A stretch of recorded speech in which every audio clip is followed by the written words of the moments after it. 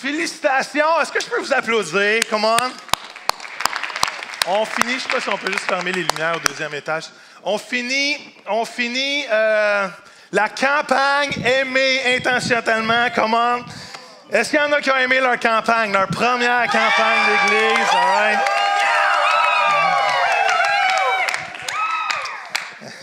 Vous? C'était notre première campagne. On va vous revenir des nouvelles quand ça va être la deuxième. On ne peut pas faire ça toutes les semaines. Merci, je remercie tout le staff, toutes les équipes de leadership, tous ceux qui étaient les hôtes, tous ceux qui étaient ceux qui se sont occupés des réseaux sociaux. C'était vraiment un beau travail d'équipe. C'était beau de voir l'Église se rassembler ensemble. Et je sais qu'on a tous grandi dans le dernier mois. Est-ce que vous avez grandi? All right? Merci d'avoir participé à travers les messages. Peut-être vous avez participé à un groupe maison. C'était vraiment le fun. Et peut-être vous avez aussi lu le livre. Et je crois que tout le monde a reçu quelque chose et a appris quelque chose. Et je crois que l'Église Oasis va être des leaders dans les relations interpersonnelles. All right? Mais maintenant, je veux entendre des témoignages. Alors, vous avez le choix d'être courageux. Il y en a qui ont déjà été votés comme cobayes dans leur groupe de vie. On pense que c'est elle qui devrait le faire, ou lui. Et alors, si vous avez été délégué dans votre groupe, venez-vous-en rapidement. Je veux au moins 10 personnes. Je ne commence pas à prêcher tant que 10 personnes n'auront pas témoigné, OK? Alors, ça peut être long ou ça peut que je ne prêche pas, OK? Fait que 10 personnes. Chérie, viens m'aider pour tenir le micro. Je ne vous laisserai pas le micro parce que si je vous le laisse, ça pourrait être long. Alors, l'idée, c'est 1 minute à 2 minutes chaque. Je veux juste voir comment j'ai de gens. J'ai un homme. J'ai besoin d'un autre homme. Est-ce qu'il y a un autre homme? 2 autres hommes, j'ai besoin de 2 autres hommes. 1, 2, 3, 4, 5, 6. Je peux nommer des gens si vous voulez, là, comme Chris. Oui, Gad, je vais aller vous chercher. Si j'ai pas 10 personnes, je m'en vais. C'est encore bien plus gênant si je vais vous chercher. Ah ouais. Là, il y a T'es le délégué. Ah ouais. 1, 2, 3. Ils se sont toutes mis de belles et toutes mis beaux ce matin. Come on. Est-ce qu'on peut les applaudir? Wow! Hey! Oh. Chez Jean Coutu, on trouve de tout, même du linge. Amen. 1, 2, 3, 4, 5, 6, 7, 8, 9. Il manque une personne. Hein? Les jeunes, y a-tu quelqu'un des groupes de jeunes? Jeff, Mathieu, quelqu'un? All right. Cynthia. Hey, Cynthia qui s'est occupée des gens, des autres.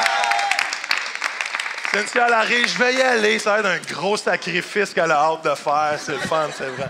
All right. Alors, est-ce qu'on peut les applaudir, les courageux? Alors en 1 minute, 2 minutes, all right? C'est pas 10 minutes, c'est 1 minute ou 2 minutes. Sinon, il y a une trappe qui s'ouvre en dessous, OK? Et c'est pas l'enfer, inquiétez-vous pas, mais il fait noir. Il fait noir quand même en dessous du stage. Vous ne retrouverez pas votre chemin. En 1 minute, dis-moi ce que vous avez vécu. Probablement, vous avez eu le temps de réfléchir, la majorité, excepté Cynthia et... c'est ça, Jean-Yves. Et en 1 minute, qu'est-ce que vous avez vécu? Y a-t-il une expérience spécifique, quelque chose qui a changé, un défi que vous avez relevé à cause de ça? Puis on veut juste vous bénir pour votre courage de témoigner et on veut vous entendre et célébrer ce que Dieu a fait. Right? Est-ce que tu veux que la personne vienne ici? Oui, ça serait mieux, ça serait mieux.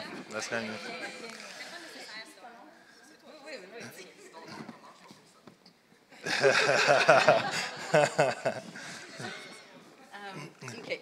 Est-ce que je vous parle? Ce que je vais vous parler, c'est intime. C'est quelque chose qui me touche encore beaucoup. C'est concernant ma maman. On a des relations difficiles depuis quelques années. Et spécifiquement, cette année, il s'est passé un événement où, après être repartie de chez elle, je ne voulais plus lui parler jamais. Je lui avais pas dit, évidemment, mais on est parti. Elle nous a pas dit au revoir. Elle était dans sa chambre. Moi, je suis partie. Je lui ai pas dit au revoir non plus. Et ça s'est terminé là. Je suis revenue à la maison et curieusement, il y a quelqu'un qui m'a demandé « Ah, c'est quoi tes attentes pour la nouvelle année? » Et ce qui est sorti de ma bouche, c'est « Je veux des relations riches et profondes. » Puis ça, quand ça sort comme ça, puis je ne l'avais pas réfléchi d'avance, c'est Dieu, puis je suis convaincue, puis j'étais convaincue que ça s'adressait aussi pour elle.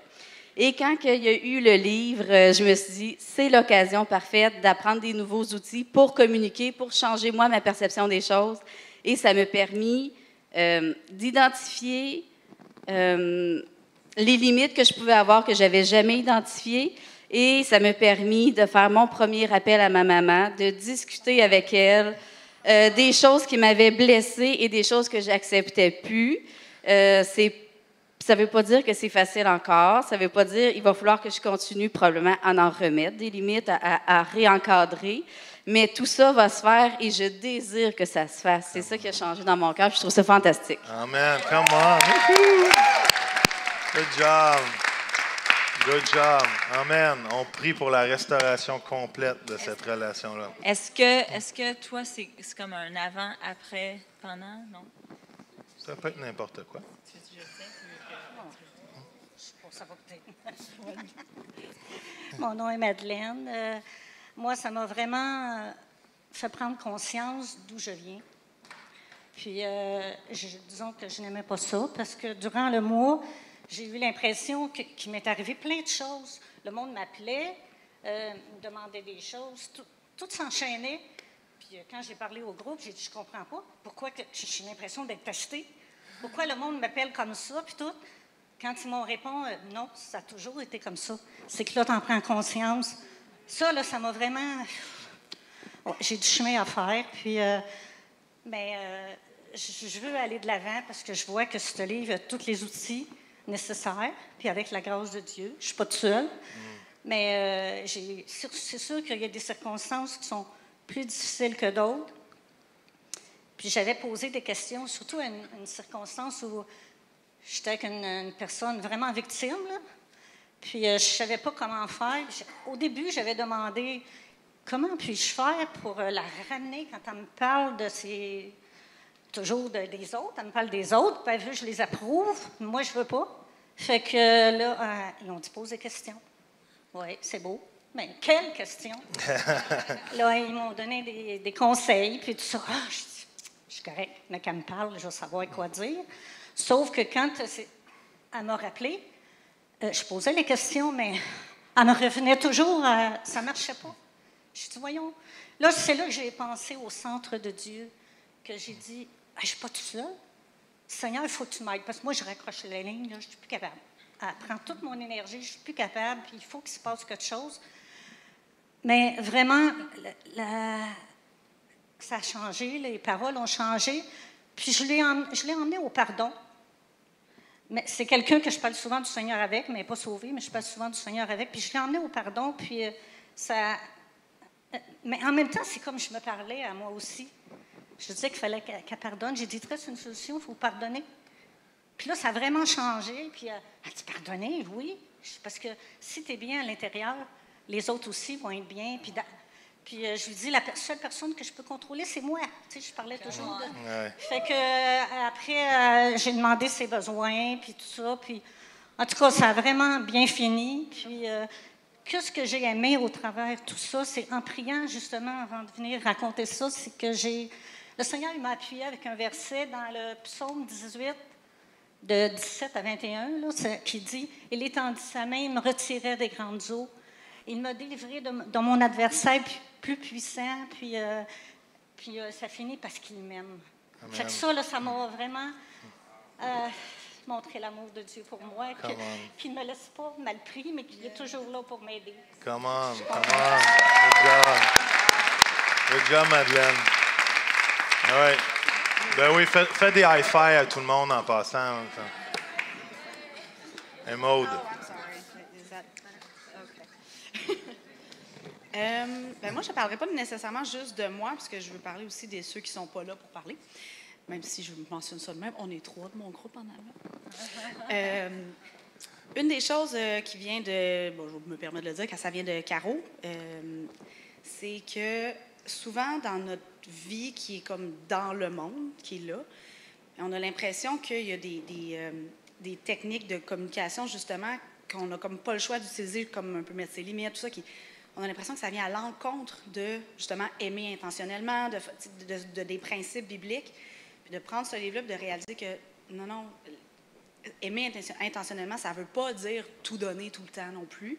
Fait que de voir que les principes bibliques sont quand même, se retrouvent dans ce genre de communication-là, c'est encourageant et ça fait du bien. Moi, ce que personnellement, le triangle, méchant, sauveur, victime, de prendre compte, de réaliser que, que c'est vrai que c'est souvent ça, puis que ça prend une phrase puissante pour casser ça. Puis après ça, cette phrase puissante-là, ça ne fait pas de toi une personne hautaine ou une personne qui se prend pour un meilleur qu'un autre, c'est juste, ce pattern-là, il n'est pas bon. On va casser ça pour qu'on puisse communiquer comme il faut après. De réaliser que ce n'est pas de la vantardise ou de « je suis meilleur que toi parce que je veux faire ça », c'est parce que je t'aime que je veux qu'on casse ça. Moi, c'est les deux trucs qui m'ont marqué. Come on. Hey. Je déclare qu'il n'y a aucun esprit de victime dans aucun d'entre nous, plus jamais. On est des gens puissants et forts. Bien, moi, j'ai constaté que dans le livre, quelques définitions des mots qui caractérisent une bonne relation. J'ai été rejoint beaucoup par le fait que la relation ne veut pas nécessairement juste dire l'abnégation de soi, tu meurs à toi-même, tu vois vers l'autre. Il y a des définitions que, au travers de ce contenu-là, que ça a remis vraiment la pendule à la bonne place, dans ce sens qu'il y a un respect que tu te dois aussi dans tout le processus. Et j'avoue que moi, c'était quelque chose que j'ai donné gratuitement. Puis, ça m'a vraiment béni d'être capable de définir qu'est-ce que c'est une bonne relation, qu'est-ce que c'est une personne puissante. Parce que ça aussi, aujourd'hui, dans ce monde, souvent la puissance, elle se réfère « moi je suis capable, je vais de l'avant », tout ça, puis c'est pas nécessairement ça. Ça aussi, ça m'a aidé vraiment de dire « OK, j'ai été bénie de ça ». Puis, je vais dire d'autres choses, mais là... Fait que c'est ça, je crois que une personne puissante, puis de l'autre côté, c'est l'aspect de la communication, c'est ça. L'aspect de la communication, ça aussi, c'est comme si, à un moment donné, en tout cas de mon côté, je cherchais souvent à rétablir la situation, coûte que coûte, on s'assit, puis on parle, puis on règle les affaires. Puis si les deux personnes n'est pas nécessairement sur le même diapason, ça ne fout rien. Vraiment. Fait que ça aussi, ça m'a donné beaucoup de screening pour dire, OK, les relations maintenant doivent se vivre parce que c'est sûr que ça prend du courage pour être terminé puis de dire, je m'excuse, mais là, tu vas trop loin. Puis, mais j'ai pu constater que c'est effectivement vrai. De mettre cet aspect-là en application, c'est comme, wow! Amen. Amen. Good job. Yes. On est puissant. Oui, faites-vous des high five. Vous aviez bien réussi. Maurice, c'est dangereux qui prêche. Alors, Moi, c'est Maurice. Ce que j'ai bien aimé là-dedans, c'est d'être capable de me retrouver aussi où ce que j'étais situé par rapport à la triangulation. Là.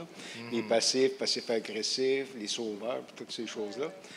Et puis, de voir aussi que bien souvent, je communiquais, mais avec crainte. Tu ne veux pas nécessairement dire les vraies choses, tu ne veux pas blesser l'autre personne. C'est que ça a comme ouvert des choses, mais aussi le fait que tu peux mettre des limites.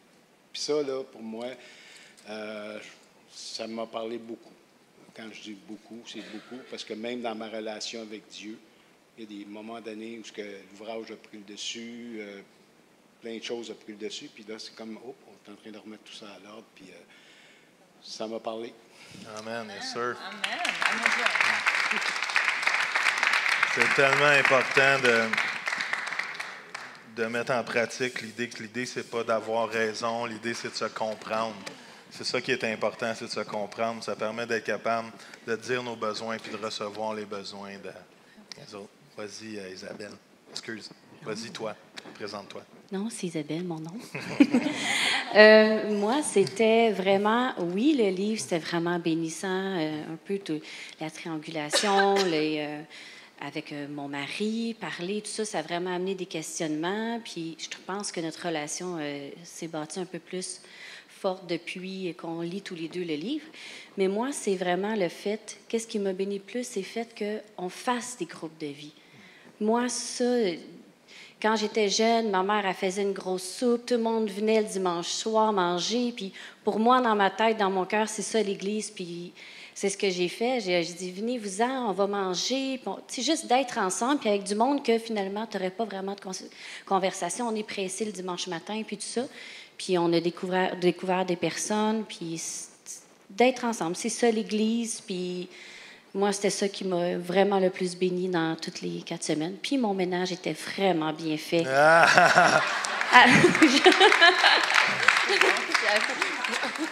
Vu que tu es une personne puissante, tu vas continuer, même cette personne qui vient à la maison. All right, merci Isabelle.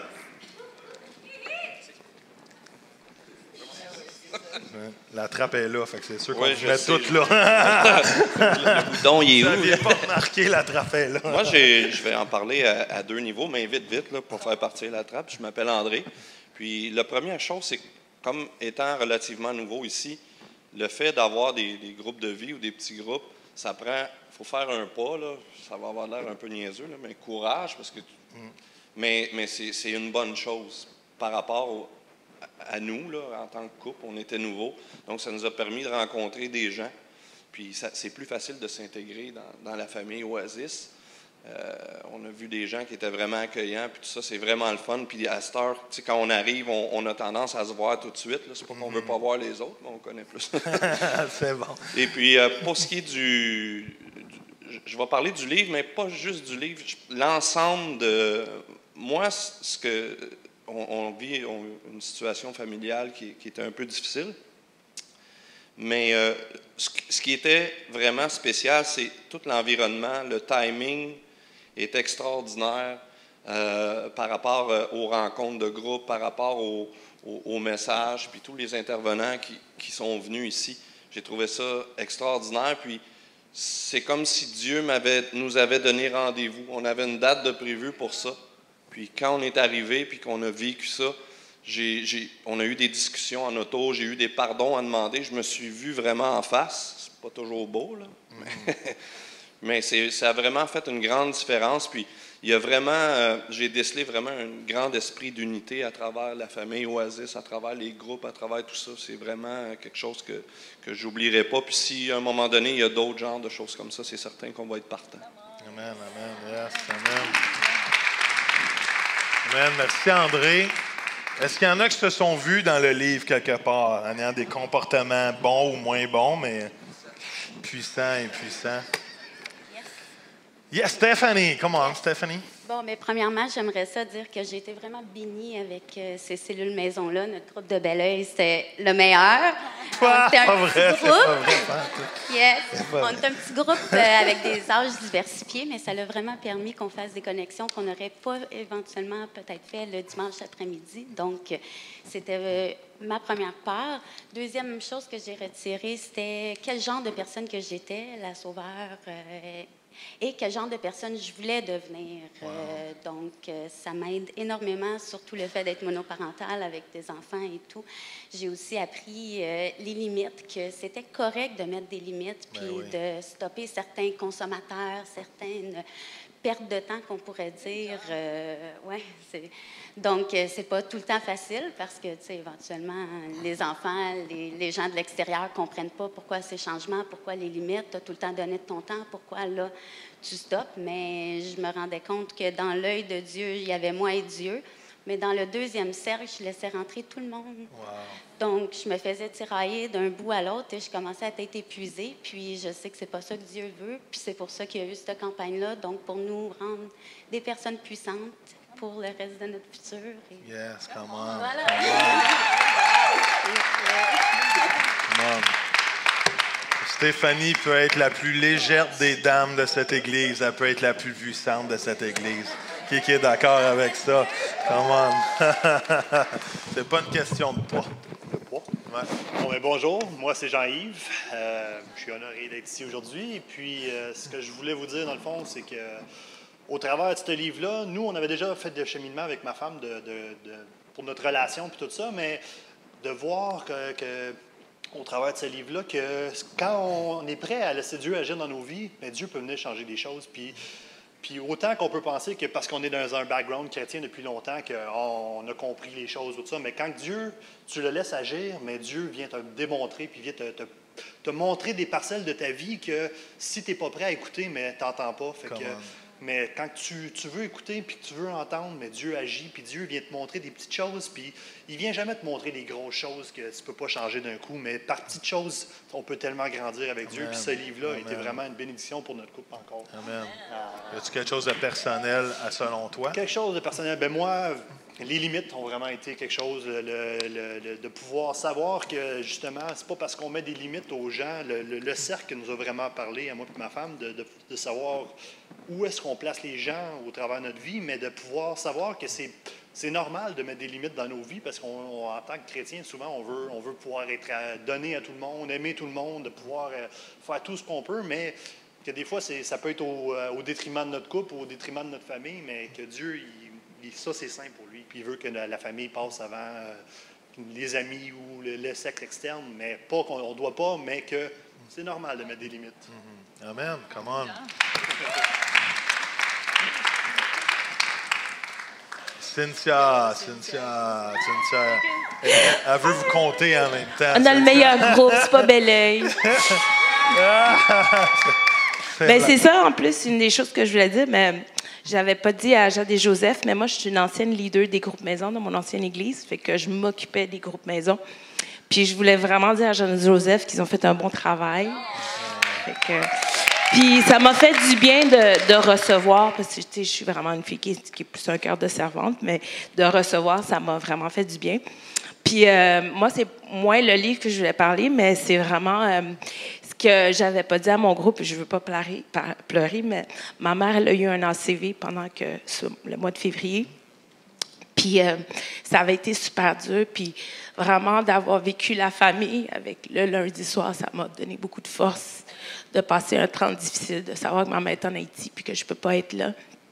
Puis des fois, je voulais rester à la maison, puis juste d'avoir quelqu'un qui m'accueillait avec un sourire, ça me donnait cet élan-là, fait que ça m'a vraiment beaucoup aidée. Puis aussi, moi aussi, je crois vraiment, comme Isabelle, que les groupes maison, il y a quelque chose de puissant, parce que je pense qu'une partie de moi ne s'avait pas vraiment senti vraiment enracinée ici, mais en faisant vraiment le groupe, puis en grandissant, puis en créant encore plus de relations avec les gens, je me sens plus enracinée. Puis ça m'a fait plaisir de nourrir les gens, parce que j'aime ça cuisiner. Amen. Merci tout le monde. Merci. Juste pour vous encourager, pour tous ceux qui nous ont fait sentir qu'ils vont s'ennuyer d'être obligés de faire du ménage pour avoir des gens à la maison. Qu'est-ce qu'on veut faire? On ne peut pas faire ça tous les semaines et ça serait même contre-productif parce qu'à un moment donné, ça serait trop lourd. Et dans la grandeur d'église qu'on a, ça deviendrait trop lourd rapidement. L'idée, c'est que peut-être à chaque fin de série de messages, jusqu'à la prochaine campagne, on va peut-être se regrouper en groupe, retourner dans nos groupes pour peut-être une fois après une série de messages et reparler de ces séries de messages-là. Mais je veux vous encourager que si vous êtes maintenant des personnes puissantes, vous n'avez pas besoin que l'Église vous organise quelque chose pour développer des relations. Oui. Fait que c'est correct, c'est pas péché de s'inviter après la réunion, c'est pas péché de passer du temps ensemble, c'est pas péché de continuer ces relations-là. Il y a des belles choses. Nous, on a tellement béni de rencontrer, il y a tellement des gens qui venaient juste de joindre Oasis. C'est un plaisir d'apprendre à découvrir les cœurs merveilleux de chaque personne. Et on va voir le prochain temps de la campagne, parce qu'on veut que ça soit un bloc. Et je suis tellement béni que l'Église a grandi en bloc. Et ça, c'est merveilleux. Alors, chaque personne qui va rencontrer quelqu'un d'Oasis, à partir de maintenant, va rencontrer quelqu'un de puissant, va rencontrer quelqu'un qui les choisit dans les relations, va rencontrer quelqu'un que ma connexion avec toi est plus importante que d'avoir raison, quelqu'un qui ne sera pas impuissant, ni victime, ni passif, ni agressif, mais qui représente l'amour de Jésus au meilleur de ses capacités. Et gardez le livre précieusement. L'idée, ce n'est pas le livre, l'idée, c'est la parole de Dieu. C'est juste que Dieu, des fois, donne des choses à des êtres humains pour nous aider à comprendre ce que la parole de Dieu veut dire. Mais tout est basé sur les Écritures. Et gardez-le précieusement, réutilisez-le. Vous allez en avoir besoin. Quand votre mari est passif, qui ne veut pas vous parler, bien, au lieu de devenir un T-Rex, mais vous allez lire le livre et vous vous asseyez avec lui. Puis vous dites, chérie, voici, j'ai des besoins. Oui? Et tous les maris vont répondre quoi? Pas amen, pas amen. C'est pas le bon contexte pour dire amen. Right? Vous allez répondre, oui chérie, je veux répondre à ton besoin parce que je t'aime à la folie. Right? Alors, et vice-versa, on s'entend vice-versa, mais c'est plus facile d'agacer les femmes. Les hommes, quand j'agace les femmes, ils font All right. Il me reste combien de temps? Il me reste 32 minutes. Êtes-vous prêts? On finit la campagne et depuis le début de la série, j'avais mis un peu les messages et je savais que il était pour avoir un message de fin. Et mon désir, c'était de tuer à jamais l'esprit de peur dans chacune de nos vies. Est-ce que ça vous tente de tuer l'esprit de peur dans vos vies à jamais? Tu sais, genre, plus jamais d'action ou de réaction basée sur la peur, mais toute basée sur l'amour. Est-ce que ça vous tenterait de vivre une vie complètement motivée et basée sur l'amour? Et ça, c'est un de mes versets préférés. Avant de commencer, je veux vous le lire. C'est 1 Jean 4, 17 à 20. Et ça devrait être sur vos PowerPoint bientôt. Ça dit ceci, « Si l'amour est en nous, nous pouvons être pleins de confiance pour le jour où Dieu nous jugera. Pourquoi? Parce que notre vie dans le monde ressemble à celle de Jésus. » Qui dit « Ma vie dans le monde veut qu'elle ressemble à celle de Jésus? » Quand on aime, on n'a pas peur. L'amour parfait chasse la peur. En fait, on a peur quand on attend une punition. Celui qui a peur n'aime donc pas d'une façon parfaite. Mais nous aimons parce que Dieu nous a aimés en premier. Si quelqu'un dit « j'aime Dieu » et s'il déteste son frère ou sa sœur, c'est quoi? Un menteur. C'est dur, ça. En effet, celui qui n'aime pas un frère ou sa sœur qu'il voit, il ne peut pas aimer Dieu qu'il ne voit pas. Wow! Seigneur, on veut juste te rendre gloire, Seigneur, pour les témoignages, pour les vies changées. Je sais qu'il pourrait y en avoir des dizaines d'autres témoignages de ce que tu fais. Seigneur, on veut continuer, Seigneur, de développer des relations. Seigneur, ce qu'on veut abattre ce matin, c'est tout esprit de peur dans nos vies et que nos vies soient complètement basées sur ton amour envers nous et qu'on puisse être capable de partager cet amour envers les autres. Tout le monde dit Amen. Ça, c'est le bon contexte pour dire Amen. All right?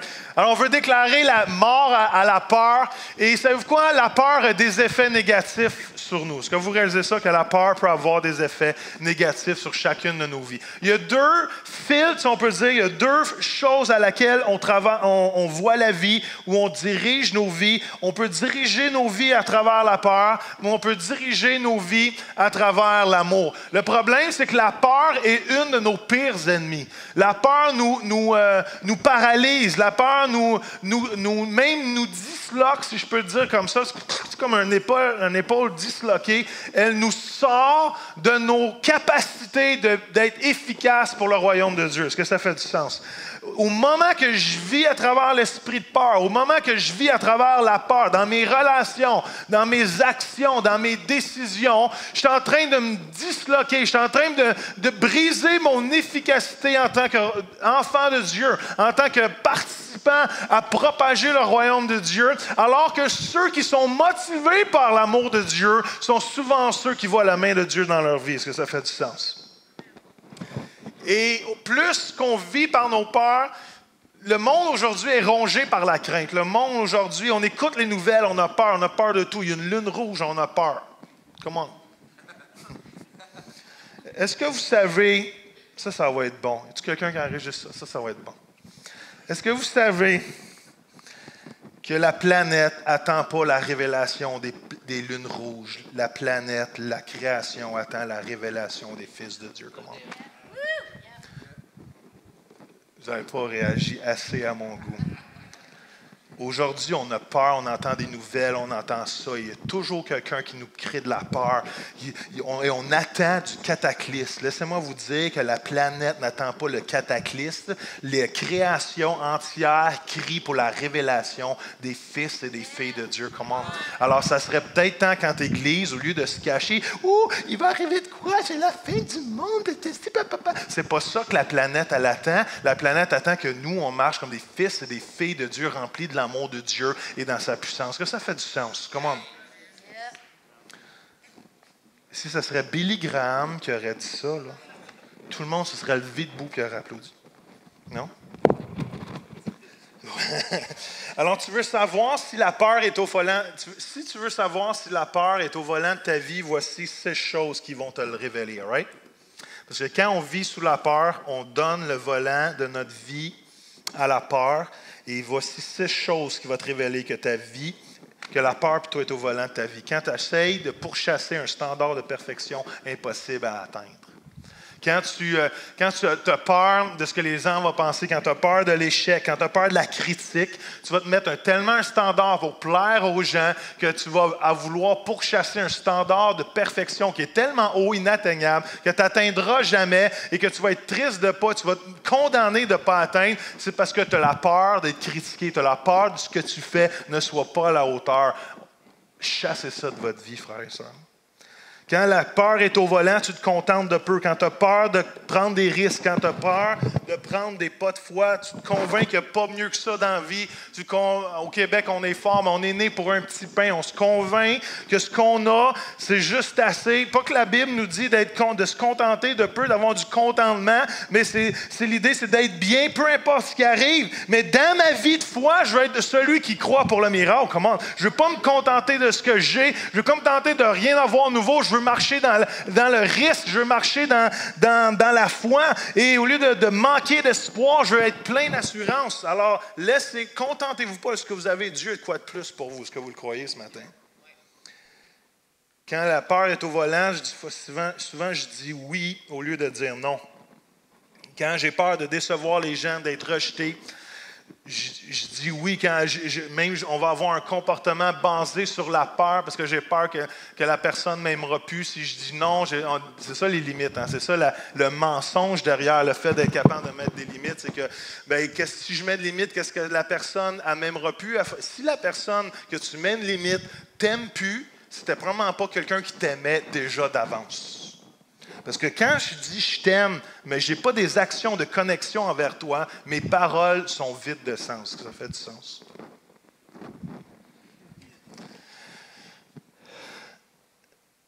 C'est pas, quand on met des limites, ça ne veut pas dire que je ne veux plus aider les gens, ça ne veut pas dire que je ne veux plus être généreux, ça veut plus dire que je ne veux plus aider, ça veut dire que je ne le ferai plus sur la peur du fait que je ne serai pas aimé ou je vais être rejeté parce que je dis non, non. Un non, c'est une phrase complète. Dites-le avec moi ce matin. Non, c'est une phrase complète. Quand la peur dirige ta vie, tu procrastines ou tu paralyses. Quand tu as peur d'agir à cause de la peur de l'échec, du succès, de l'incertitude, du jugement ou du rejet, nous avons tendance à rester sur les lignes de côté, à regarder la parade passer, parce qu'on a peur de rentrer dans l'aventure, on a peur de sauter dans ce que Dieu veut faire avec nous. Fait qu'on procrastine, on arrête, on paralyse. La peur peut nous paralyser. Paralysé de prendre des décisions puissantes, paralysé de mettre fin à une relation abusive, paralysé de prendre des choix qui glorifient Dieu, de mettre des limites parce qu'on a peur. La peur, j'ai écrit ceci, je ne sais pas si je l'ai mis là, non, je pense pas, mais la peur paralyse, mais l'amour motive. Comment? Qui dit amen à ça? Parce que la peur nous empêche souvent de passer de l'autre côté et de l'autre côté de la peur, souvent il y a un miracle, de l'autre côté de la peur, il y a plein de possibilités que Dieu peut accomplir. Qui dit amen à ça? Souvent, je dis à mes enfants, parce que quand on apprend dans la vie, quand on grandit dans la vie, souvent, il y a des peurs, il y a certaines peurs de certaines choses. Puis je leur dis, je leur dis 30 secondes de courage.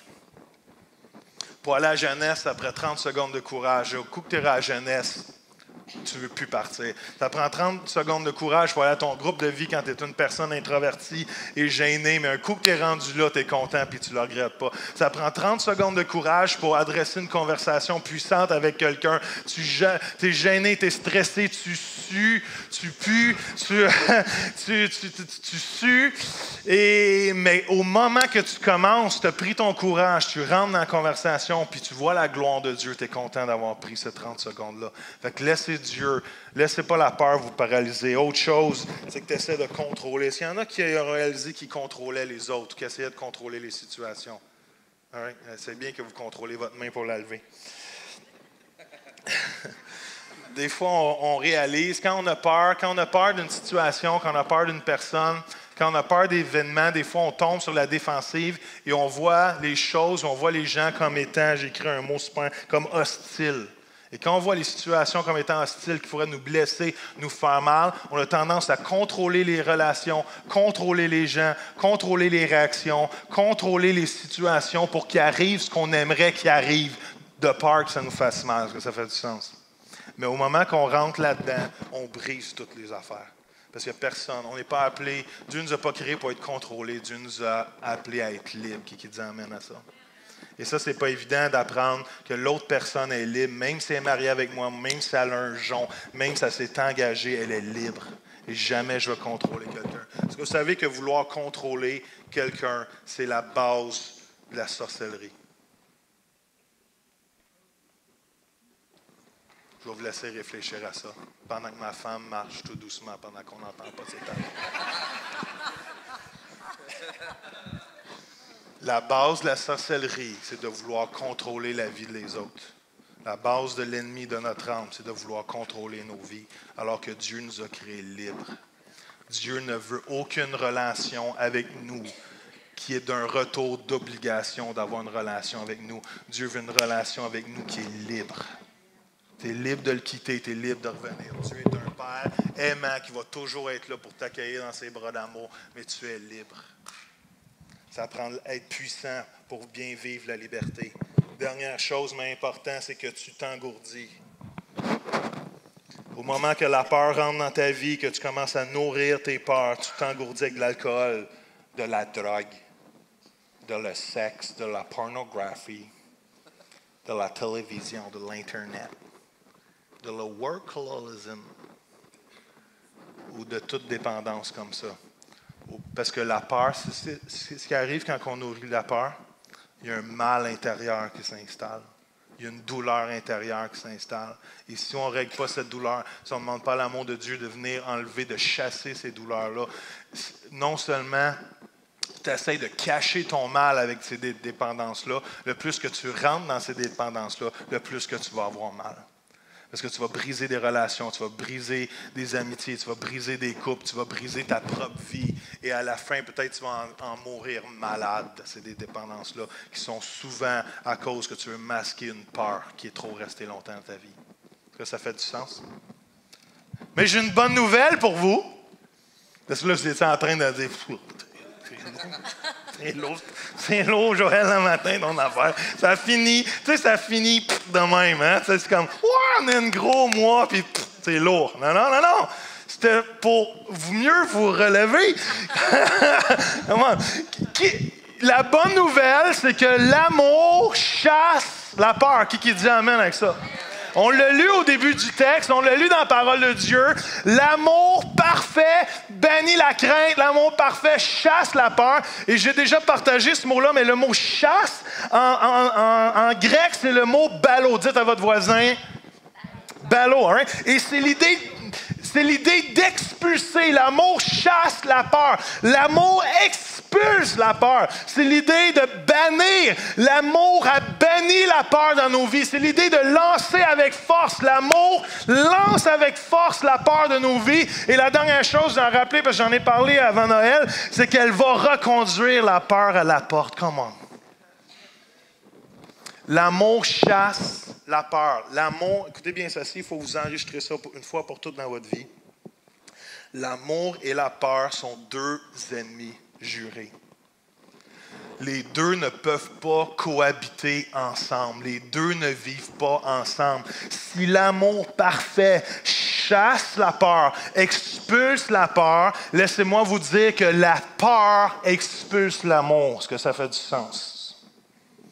Au moment que mes relations, au moment que ma vie est basée sur la peur, elle chasse l'amour, elle même chasse l'identité que j'ai en Dieu. Elle chasse la confiance dans l'amour de Dieu parce que je suis tellement rempli de peur que j'oublie qui Dieu est. Et on va le voir dans quelques instants. Les deux ne sont pas capables de cohabiter ensemble. Alors nous devons devenir des personnes tellement fortes, tellement puissantes. Et comme Stéphane a dit, quelqu'un de puissant, c'est pas quelqu'un qui contrôle, c'est pas quelqu'un qui crie fort, c'est pas quelqu'un qui chiale plus que les autres. Quelqu'un de puissant, c'est quelqu'un qui est capable de se faire la bonne chose à faire, se faire dire la bonne chose à dire sans que quelqu'un le contrôle. Est-ce que ça fait du sens? Ça, c'est quelqu'un de puissant. Et on doit choisir dans quelle atmosphère de vie on veut vivre. Vous avez le choix. Vous avez le choix.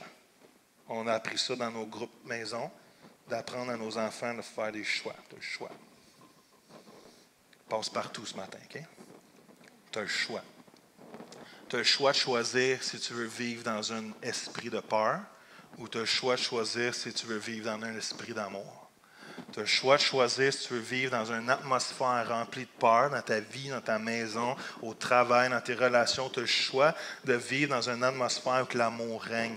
Tu as le choix de vivre dans la planète peur, où que tout te ronge, où tout t'étouffe, ou tu as le choix de vivre dans la planète amour, où que ta vie est relâchée et que tu es capable d'exprimer tout ce que Dieu a déposé en toi. Est-ce que ça fait du sens? Vous voulez la preuve? Voici les prochains versets dans 2 Timothée qui dit ceci. Qui dit, la version Darby, il dit, car Dieu nous a donné quoi? Un esprit de... Il ne nous a pas donné un esprit de crainte, mais quoi? De puissance, d'amour, de conseil.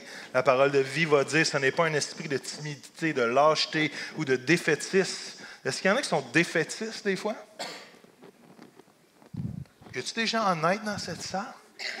Y a-t-il des gens défaitistes ici? Juste tout doucement. Pas plus que l'épaule. Fait juste, non, je vous respecte, OK? Pas plus que l'épaule. Au moment qu'on rentre dans le défaitiste, est-ce qu'on s'aligne avec l'Esprit de Dieu ou on s'aligne avec l'Esprit de peur?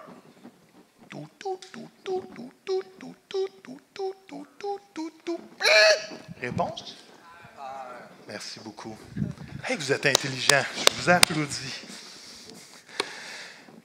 Ce n'est pas un esprit de défaitisme que Dieu nous a donné, mais un esprit de quoi?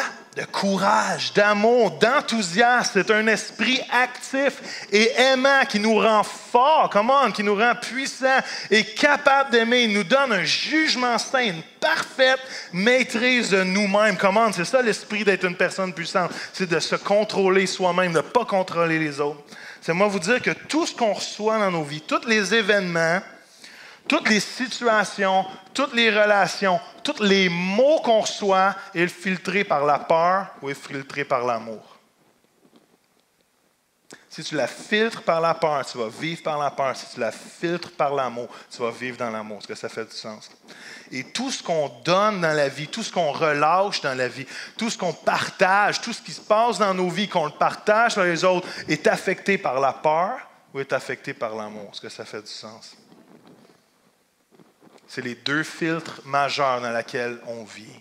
Et on va être de ceux qui sont assez puissants pour dire non, moi je ne veux pas vivre dans une atmosphère remplie de peur. Je ne veux pas choisir la peur dans ma vie. Je veux choisir l'amour. Je vais agir à travers l'amour. Il peut y avoir des craintes qui viennent, mais je vais choisir de répondre dans l'amour. Est-ce que ça fait du sens? Laissez-moi vous montrer 2 versets. Je vais essayer d'avancer vite parce qu'on veut faire une communion avant de partir. Mais il y a 2 versets qui adressent la peur dans Ésaïe, puis je les trouve super intéressants, puis on va essayer de les décortiquer un peu. Ésaïe 41, 10, ceci, n'aie pas peur. Dites-le avec moi. N'aie pas peur. Je suis avec toi. Ne regarde pas autour de toi avec quoi? Inquiétude. Oui, ton Dieu, c'est moi. Je te rends fort. Je viens à ton secours et je te protège avec ma main puissante et victorieuse. Amen. Ésaïe 51, 12, 3 dit ceci, c'est le Seigneur qui parle. Le Seigneur dit, c'est moi qui vous redonne de l'espoir. Oui, c'est moi. Mon peuple, pourquoi as-tu peur des êtres humains? Point d'interrogation. Ils meurent tous, ils finissent comme l'herbe. Tu oublies le Seigneur. Pourtant, c'est lui qui t'a créé, c'est lui qui a étendu le ciel, qui a fondé la terre. Sans cesse, tu trembles de peur devant la colère de l'oppresseur, comme s'il était prêt à te détruire. Mais où est-elle maintenant, cette colère de l'oppresseur? Wow, come on. La première chose que je veux qu'on s'arrête, c'est l'idée de n'aie pas peur. Vous savez, dans la Bible, 365 fois dans la Bible, c'est écrit « Soit n'aie pas peur ou prends courage ». Une fois pour chaque jour de ta vie. Qui dit Amen? Come on. Et quand Dieu te dit « N'aie pas peur », il n'est pas en train de te dire « Hey, arrête-moi donc ça, pissou ». Il n'est pas en train de te dire ça. Il n'est pas en train de te chicaner. Il n'est pas en train de te dire « Hey, la mauviette, come on, redresse-toi, arrête de shaker comme une feuille ». Il n'est pas en train de nous chicaner, il n'est pas en train de rebuke, je ne sais pas comment dire en français, mais il n'est pas en train de nous reprendre. Il est en train de dire « N'aie pas peur », parce qu'au moment que je te dis « N'aie pas peur », il y a la capacité, il y a la force, il y a la grâce qui est en moi, qui vient sur ta vie pour être capable d'affronter toute situation, toute peur, toute oppression, parce que je suis avec toi. Comment? Qui dit amen à ça? Êtes-vous vraiment là? Parce que c'était bon ce que je viens de dire. Es-tu d'accord, Séphora? N'aie pas peur.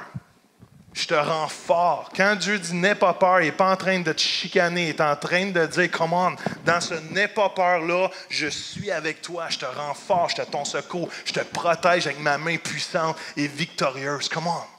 Dieu est en train de vous dire ce matin, n'aie pas peur. N'aie pas peur, il est avec vous. Il nous le dit, jamais il va nous laisser, jamais il va nous abandonner. Dieu est là.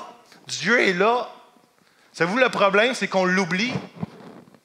Le deuxième texte va nous dire ceci, il dit, tu oublies le Seigneur. Pourquoi tu as peur des êtres humains? Pourquoi tu aurais peur que quelque chose t'arrive? Pourquoi tu aurais peur des relations? Pourquoi tu aurais peur de ce qui est devant toi? Pourquoi tu aurais peur des situations? Pourquoi tu aurais peur de la fin du monde? Pourquoi tu aurais peur des lunes rouges? Pourquoi tu aurais peur de toutes ces affaires-là? N'aie pas de... Amen.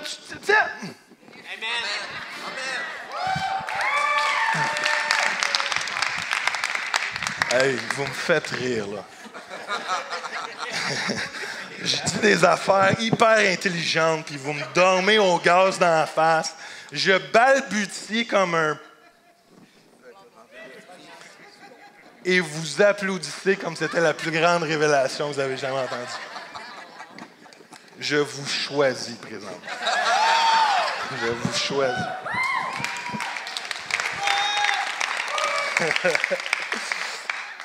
Vous savez, quand on choisit la peur, on choisit quelque chose d'inférieur à ce que Dieu a pour vous. Est-ce que faut que ça fasse du sens?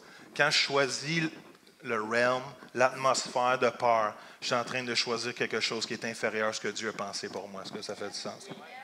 Quand je vis dans la peur, quand je vis dans mes réactions de peur, quand j'accepte la peur, tout le monde « j'ai peur de... » Et quand j'absorbe ça, je suis en train de vivre une vie qui est inférieure à la pensée de Dieu qui avait établie pour moi, qui est la pensée de l'amour, parce que Dieu est un Dieu d'amour, et dans l'amour, il y a beaucoup plus de puissance et de force que dans la peur. Est-ce que ça fait du sens?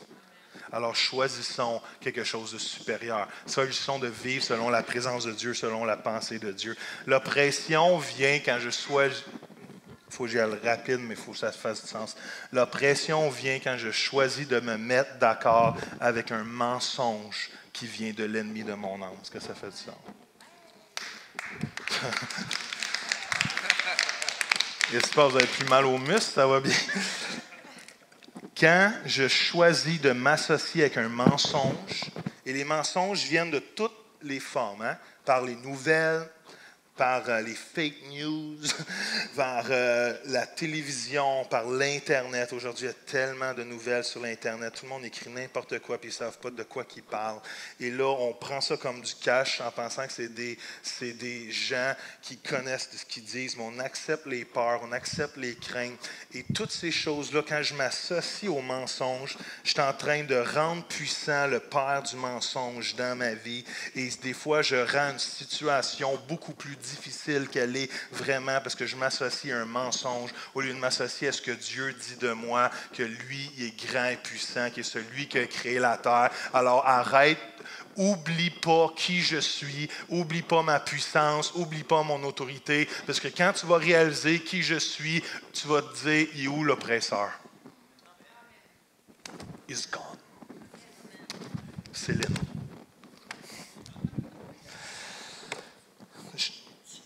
Il y a un de mes prédicateurs préférés qui dit ceci: je ne peux pas me permettre d'avoir une pensée à mon sujet que lui, il n'a pas pour moi. Comment?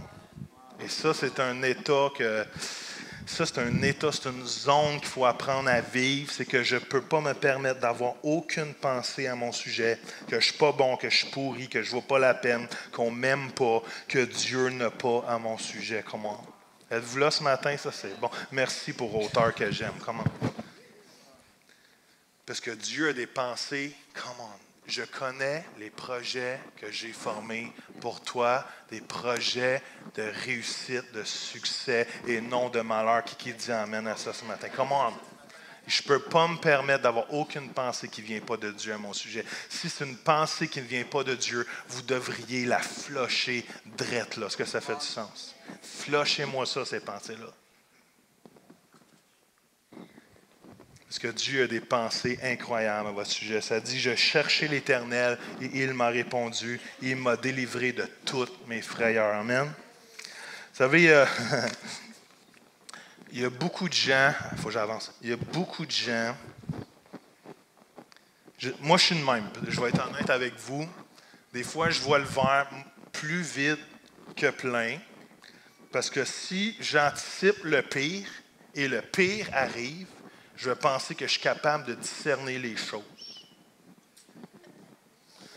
Et là, je vous l'avais dit que c'était pour arriver. Deux personnes, come on.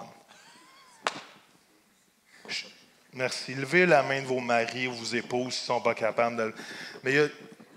Et savez-vous quoi? L'être humain est comme ça. L'être humain, il vit par les peurs pour discerner le pire.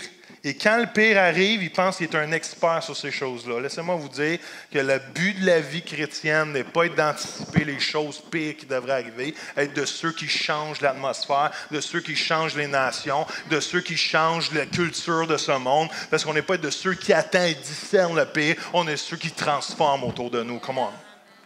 On est assez puissant pour transformer les choses autour de nous, au lieu d'anticiper, toujours discerner, puis on fait rien. Hey, t'as-tu vu, je savais que c'était pas arrivé. On s'en fout. Ce que je veux savoir de toi, c'est que tu es capable de changer les situations avec la foi que Dieu t'a donnée dans les circonstances X que Dieu te met. Bam! All right, j'avance. Je ne sais pas si les gens pour la communion, mais mes placeurs pourraient se placer. Dernière pensée, j'y vais rapidement. Comment faire pour marcher dans l'amour parfait? Est-ce que ça vous tente de le savoir? Combien de personnes veulent le savoir? Je vais juste le dire à vous. Okay? Les autres, fermez vos oreilles. Comment on fait pour marcher dans l'amour parfait de Dieu? Parce que l'amour parfait chasse la crainte. Alors, je veux être capable de marcher dans l'amour parfait et non dans la peur parfaite. Right? Alors, l'amour parfait, il y a deux choses que je dois apprendre. C'est Dieu m'a aimé en premier. Fait que je veux totalement rester dans cette connexion avec Dieu le Père, que Dieu m'aime et que je suis capable de recevoir son amour. Est-ce que ça fait du sens? Je veux totalement être en lien.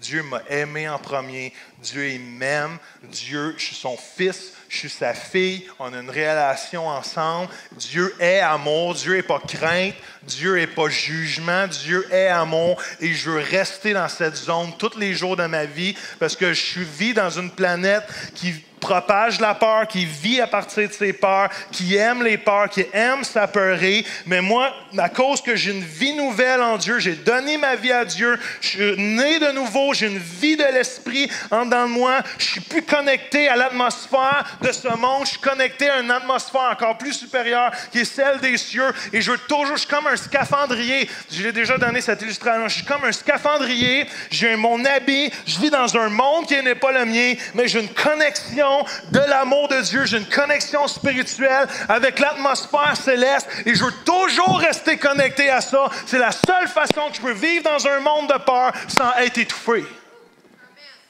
Et je veux garder... Vous savez, Dieu ne va jamais tirer la plug de son amour, mais si je vis par les peurs, la peur va étouffer son amour au point que je ne le sentirai plus en pensant qu'il n'est plus là. Est-ce que ça fait du sens? Mais jamais Dieu déplugue le tuyau de son amour. Jamais, jamais, jamais. Et quand je vis dans la crainte, quand je vis dans la peur, elle vient étouffer ma vie. Je suis capable de toffer une couple de secondes. À un moment donné, je vais manquer d'air. Je vais manquer d'amour. Est-ce que ça fait du sens? Éphésiens 3 dit ceci. Ça dit que votre foi, le Christ, puisse faire de vos cœurs sa demeure permanente. Qui dit Amen? Comment? Alors, solidement fondé sur lui, plongeant vos racines. Je ne sais pas si on peut avancer le PowerPoint. Je ne sais pas s'ils sont tous tombés sous l'esprit en haut. Mais plongeant vos racines profondément dans l'amour, vous serez aussi même dans la communion avec les autres chrétiens de sonder toutes les dimensions du plan de Dieu pour vous et de réaliser à quel point l'amour du Christ est long, large, profond et élevé, que vous puissiez connaître vous-même cet amour, bien qu'il surpasse tout ce qu'il est possible de connaître ici-bas, jusqu'à ce que tout votre être soit rempli de la pleine présence divine. Come on. That's love. C'est ça que l'amour fait dans nos vies. Et dernière chose, fais ce que tu professes. Je ne sais pas si ça dit, je ne sais pas si on peut l'avancer, mais la Bible dit, je t'ai aimé en premier, l'amour parfait bannit la crainte, mais dans le même contexte, il est en train de dire, si tu dis que tu aimes Dieu, mais que tu n'aimes pas ton frère, tu es un menteur. Wow. Dans le même contexte, wow, l'amour parfait chasse la crainte. Ouais, Dieu m'a aimé en premier. Ouais, mais si tu dis que j'aime Dieu et tu n'aimes pas ton voisin, tu es un menteur. Écoutez bien ceci, il est en train de dire que la façon dont je traite le naturel est en train de représenter vraiment ce que je crois de qui Dieu est. La façon dont je traite le naturel représente si j'ai vraiment fait une déclaration de foi dans mon amour avec Dieu. Est-ce que ça fait du sens? Si je dis que j'aime Dieu, mais que mes actions disent tout le contraire, Dieu est en train de dire, fais-toi-en pas à croire. Peut-être que tu ne m'aimes pas vraiment. Oui, c'est un bon temps pour crier à sa mère quand tu comprends ça. Je veux juste vous le répéter pour être sûr que vous l'enregistrez comme il faut. La façon dont je traite mon entourage, la façon dont j'agis dans le naturel représente ce que je crois vraiment en Dieu. Ça veut dire que si je dis que je crois en Dieu, mais est-ce que je ne me tiens jamais avec mes frères et mes sœurs dans l'Église, pose-toi la question si tu crois vraiment en Dieu. Si tu dis je crois en Dieu, mais que tu n'es pas capable d'aimer les gens qui sont à côté de toi, que tu vois, comment tu fais pour dire que tu aimes un Dieu que tu ne vois pas? Je traite mon naturel de la façon dont ce que je crois est vrai ou pas. Est-ce que ça fait du sens?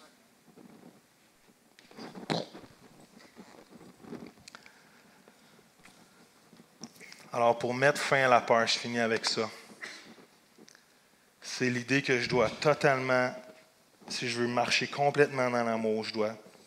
Parce que l'amour parfait, là, le mot qui devrait être là, c'est l'amour complet. L'amour qui devient complet dans ma vie. L'amour qui se perfectionne dans ma vie. C'est l'amour, c'est le moment où que je reçois l'amour de Dieu. Mais ça, ce n'est pas complet si je ne le donne pas aux autres. Parce que je peux dire, autant que je veux que je reçois son amour, que Dieu m'aime, mais mon amour, l'amour parfait, l'amour n'est pas complète tant qu'elle ne passe pas à travers moi et elle n'est pas propagée autour de moi. Est-ce que ça fait du sens? Ça, c'est l'amour perfectionné. Ça, c'est l'amour parfait. Et on va être de ceux qui propagent la grâce, l'amour, la paix, la joie et non la peur et ni la mort. Est-ce que ça fait du sens? On ne veut pas être de ceux qui partagent la condamnation. On veut être de ceux qui propagent la grâce. Parce que j'ai tellement reçu de son amour que je me laisse tellement bouleverser de l'amour de Dieu. Je ne vis plus sur la crainte. Je ne vis plus pour faire plaisir aux gens. Je vis plus de peur d'eux parce que je suis tellement conscient dans l'amour que Dieu pour moi, que je suis un fils, que je suis aimé. Ni la mort, ni l'enfer, ni la vie, ni les persécutions, ni rien vont me séparer de l'amour de Dieu. On a besoin d'avoir cette sécurité que rien va me séparer de l'amour de Dieu. Si moi, je ne choisis pas de m'éloigner de lui et de rester dans cette zone où je suis rempli de son amour, mais que ça m'affecte tellement que ma foi en lui, c'est pas juste dire j'aime Dieu, mais ma foi en lui est propagée dans le naturel, est réalisée dans le naturel en disant je vais aimer les gens comme Jésus m'a aimé. Je vais aimer les gens comme lui m'a aimé. Levez-vous debout. Je ne sais pas si on peut, il y a beaucoup de monde ce matin. Et allez sur les côtés, ramassez votre pain et votre breuvage et venez-vous-en dans les 4 premières rangées. On va prier ensemble rapidement pour terminer ce matin. Mais on va prier que la peur n'a plus aucun effet dans nous. Et la chose la plus merveilleuse, c'est que la croix de Jésus brise la peur. Il est sans rival. Oui, venez-vous en avant dans les 4 premières rangées. Devant l'estrade. 3 premières rangées. Tout le monde, venez-vous-en. Oui, allez coller Anna, Sephora. Allez, les hommes, mettez-vous en avant. Répentez-vous, pleurez. Venez-vous-en. Il y a de la place. On peut tous rentrer en avant, vous le savez. On va être proche, mais on peut tous rentrer. Il y a de la place, il y a une autre rangée en avant. Il y a une autre rangée en avant. Venez-vous-en.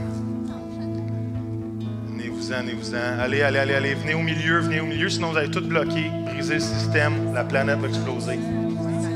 Allez, venez-vous-en. Allez. Bon, c'est bon. Simon dit avancez, right? Alors, il y a de la place en masse. Après, remplissez l'autre rangée, mais il y a encore de la place en avant. On veut célébrer ce que Jésus a fait en famille. On veut célébrer la croix, le sacrifice que Jésus a fait. Et le plus bel héritage de la croix, c'est que Jésus délivre de la peur. Come on. Jésus délivre la peur. Allez, approchez-vous. Laissez-les rentrer dans la rangée au pire s'il faut. On veut totalement mettre à mort la peur dans chacune de nos vies. On veut déclarer que cet esprit de peur ne nous gère plus. La crainte ne nous gère plus dans nos relations, dans les situations qu'on vit. Dans peu importe les nouvelles. Oui, je passe par l'autre bord peut-être.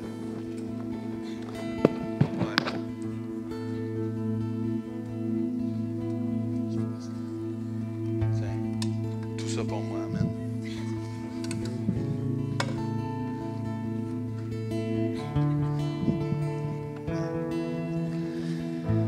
Alléluia, Jésus, comment est-ce qu'on veut juste se concentrer sur lui?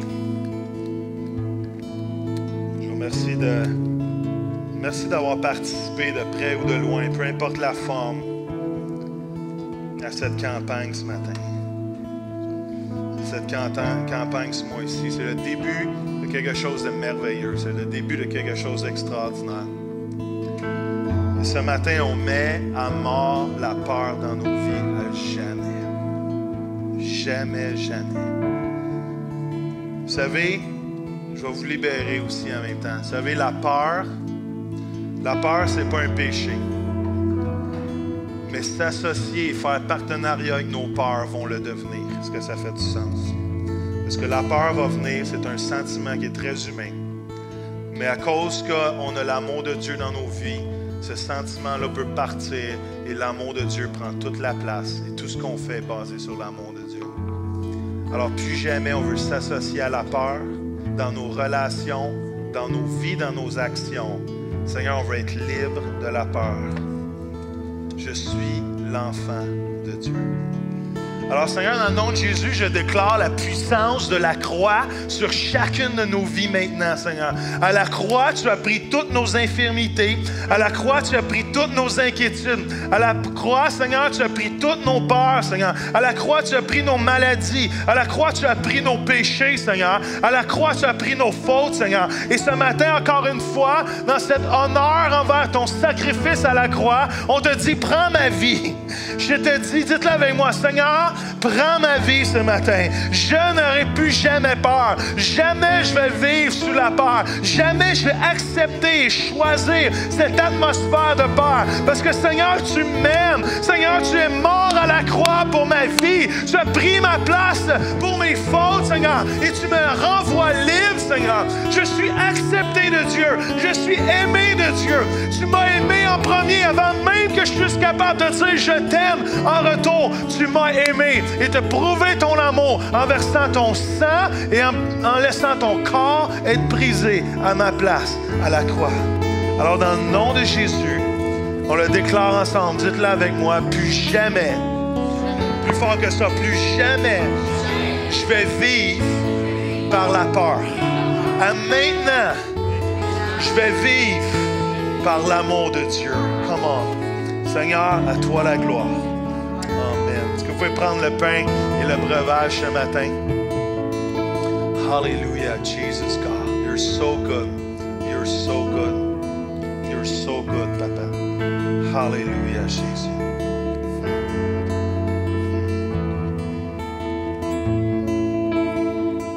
Wow.